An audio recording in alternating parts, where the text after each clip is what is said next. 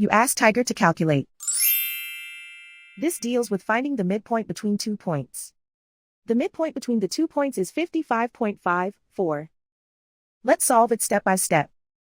Plot the 2 points and calculate the midpoint using the formula. The coordinates of point 1 are x1 equals 24, y1 equals negative 68.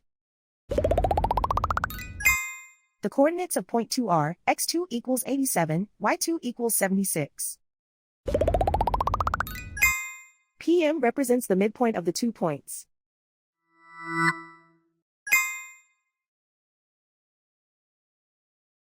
Use the x values in the midpoint formula to find the midpoints x.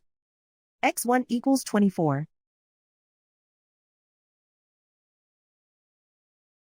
x2 equals 87.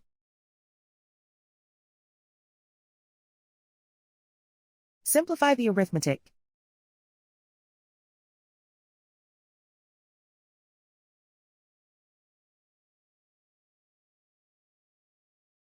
Use the y values in the midpoint formula to find the midpoints y. y1 equals negative 68. y2 equals 76. Simplify the arithmetic.